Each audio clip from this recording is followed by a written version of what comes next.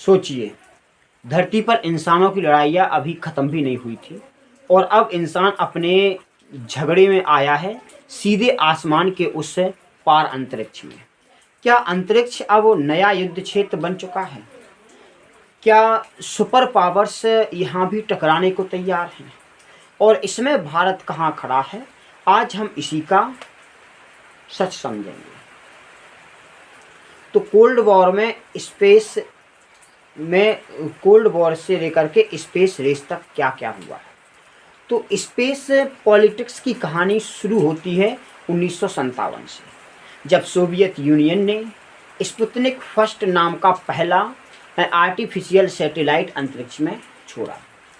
यही से शुरू हुई अमेरिका और सोवियत यूनियन की स्पेस रेस।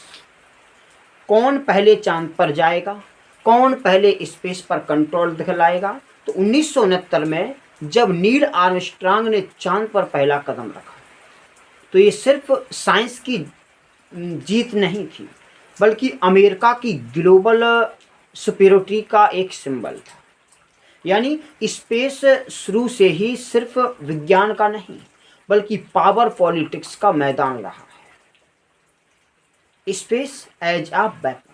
धीरे धीरे स्पेस सिर्फ एक्सप्लोरेशंस का मैदान नहीं रहा, बल्कि दुनिया की सबसे बड़ी फौजी ताकतों ने इसे हथियारों का नया मैदान बना दिया। सबसे पहले आए मिलिट्री सैटेलाइट की तरफ। ये सैटेलाइट्स चुनौती की एक्टिविटीज़, दुश्मनों की एक्टिविटीज़ पर नज़र रखते हैं, मिसाइल्स लॉन्च को डिटेक्ट करते हैं और आर्मी को जीपीएस और कम्युनिकेशन सपोर्ट देते हैं। लेकिन असली खेल शुरू हुआ तब जब देशों ने तय किया कि अब सिर्फ सैटेलाइट का इस्तेमाल नहीं, बल्कि उन्हें नए करना भी ज़रूरी है। एंटी सैटेलाइट वेपन्स, मतलब एंटी सैटेलाइट वेपन यानी ऐसी मिसाइलें जो सीधे अंतरिक्ष में जाकर के दुश्मन का सैटेलाइट गिरा सकती हैं। 2007 में चीन ने ऐसा टेस्ट करके पूरी दुनिया को चौंका दिया।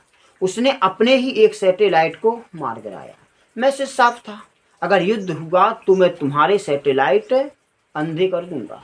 तो अमेरिका और रूस तो पहले से ही इस तकनीक पर काम कर रहे थे और फिर 2019 में भारत ने भी मिशन शक्ति के जरिए अपना सैटेलाइट डिस्ट्रॉय कर स्पेस सुपर पावर्स की लिस्ट में अपनी जगह बना ली। तो इस टेस्ट के बाद दुनिया ने मान लिया कि अब इंडिया सिर्फ पीसफुल प्लेयर नहीं, बल्कि अपनी डिफेंस कैपेबिलिटी के साथ सीरियस काउंटर भी है। दोस्तों, अब बात करते हैं आज की हकीकत। 21वीं सदी में स्पेस सिर्फ साइंस की लेबोरेटरी नहीं है, ये बन चुका है ग्लोबल जियोपॉलिटिक्स का सबसे बड़ा हथियार। अमेरिका ने 2019 में बनाया यूएस स्पेस फोर्स। जी हाँ, अमेरिका ने 2019 क्या बनाया? US space force. क्यों? तब इसको land force, air force, navy की जगह अब अमेरिका के पास एक अलग ब्रांच है जो सिर्फ स्पेस मिलिट्री ऑपरेशंस संभालती है। इसका मतलब साफ है, स्पेस अब आधिकारिक रूप से वॉर जोन है।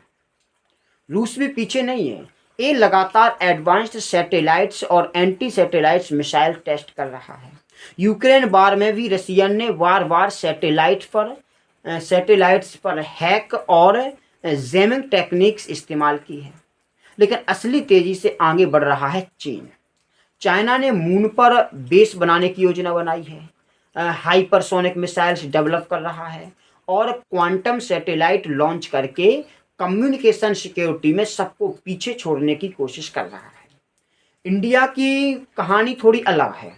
इसरो ने अपनी कॉस्ट इफेक्टिव टेक्नोलॉजी से दुनिया का ध्यान खींचा है, क्योंकि जो चंद्रयान और जो मंगलयान जैसी सक्सेस से इंडिया ने साबित कर दिया है कि वो साइंटिफिक कैपेबिलिटी में किसी से भी कम नहीं है। साथ ही डिफेंस स्पेस एजेंसी और मिशन शक्ति ने दिखा दिया है कि इंडिया सिक्योरिटी फ्रंट पर भी तैयार है।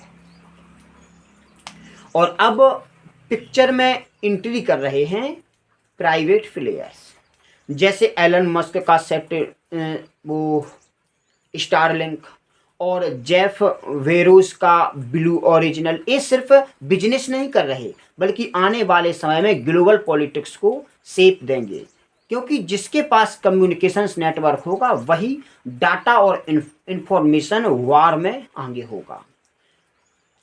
अब सवाल ये है, आने वाले कल में स्पेस किस तरह का युद्ध क्षेत्र बनेगा? इसका अंदाज़ा हम कुछ ट्रेंड से लगा सकते हैं। सबसे पहला है स्पेस आर्म्स रेस, यानी सिर्फ सैटेलाइट्स बनाना नहीं बल्कि उन्हें हैक करना, जैम करना और ज़रूरत पड़ने पर डिस्ट्रॉय करना। एक कैपेबिलिटी आज अमेरिका, रूस, चीन और भारत सभी के पास है। दूसरा बड़ा मुद्दा है स्पेस माइनिंग। चांद और एस्टेरॉयड पर रेयर मेटल्स, हीलियम 3 और रेयर अर्थ एलिमेंट्स का भंडार है। इन पर कंट्रोल का मतलब होगा आने वाली इंडस्ट्रियल और एनर्जी रिवोल्यूशंस पर कंट्रोल। तो आने वाले समय में रिसोर्सेज बार भी धरती से ऊपर यानी स्पेस में ही लड़ा जाएगा। तीसरा स्पेस इंटरनेट।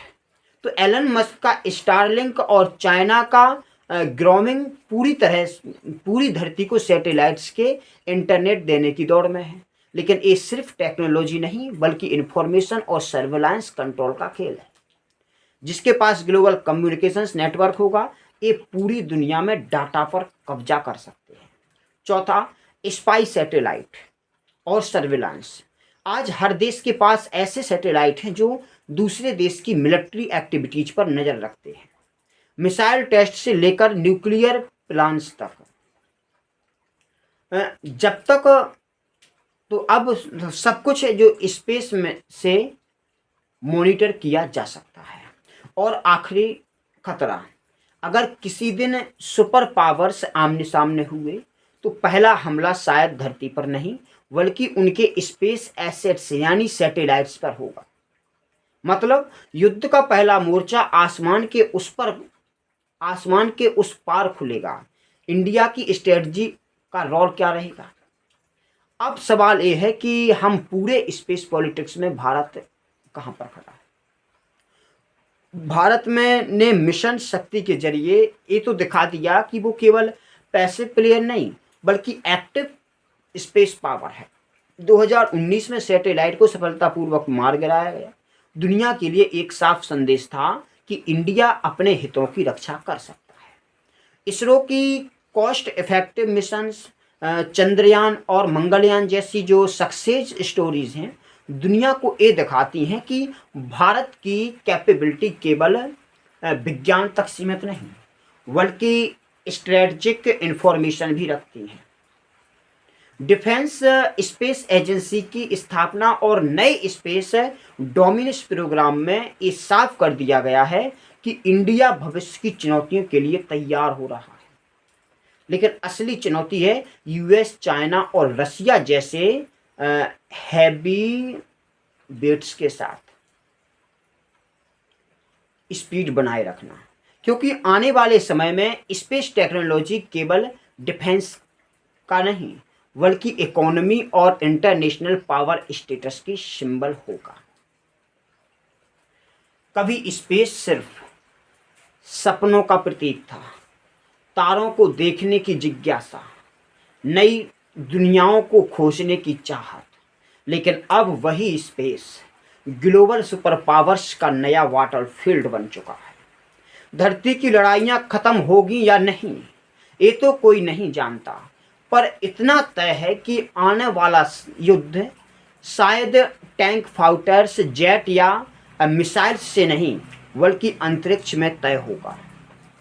तो बड़ा सवाल यही है, क्या भारत इस आने वाले अंतरिक्ष युद्ध के लिए तैयार है?